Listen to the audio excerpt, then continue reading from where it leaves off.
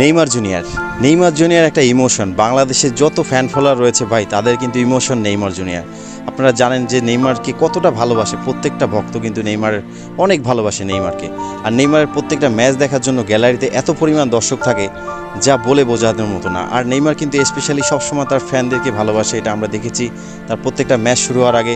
সেখানে আমরা দেখতে পাই যে বাচ্চাদের সঙ্গে সে সবসময় সময় কাটায়, এবং বাংলাদেশে তাকে নিয়ে কিন্তু খুবই একটা সমালোচনা চলছে বর্তমানে। এই যে রেড কার্ড যে খেয়েছিল, এটা নিয়ে কিন্তু আসলে নেইমারকে এইভাবে নিন্দা করা কিন্তু ঠিক হয়নি। সো নেইমার বিনোদন, নেইমার হচ্ছে ইমোশন ফুটবলের। সো বাংলাদেশের প্রত্যেকটা মানুষ কিন্তু নেইমার জুনিয়রকে অনেক ভালোবাসে, যা আপনাদের বলে বোঝাতে পারবো না, ঠিক আছে?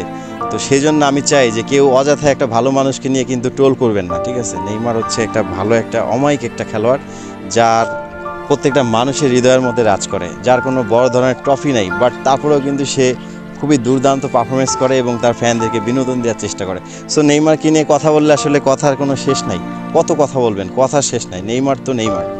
সো আমি চাই যে নেইমারকে নিয়ে কেউ টোল করে না। নেইমার কিন্তু বাংলাদেশে আসছে, খুব শিগগিরই আসছে। 26 বিশ্বকাপের পরে নেইমার বাংলাদেশে আসছে, তার সঙ্গে কথা হয়েছে, ঠিক আছে? নেইমার আমাদের দেশে আসবে এবং প্রত্যেকটা জেলায় জেলায় যাবে প্রয়োজনে তোমাদের সাথে দেখা করার জন্য।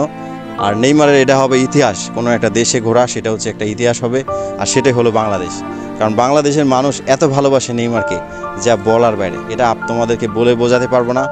সো তোমরা অবশ্যই জানো যে নেইমার তোমাদের কোথায় রাজ করে, মনের ভেতরে। So thank you so much. নেইমারকে নিয়ে আর কিছু বলতে চাই না। কেউ টোল করবে না অযথা, একটা ভালো মানুষকে নিয়ে টোল করবে না।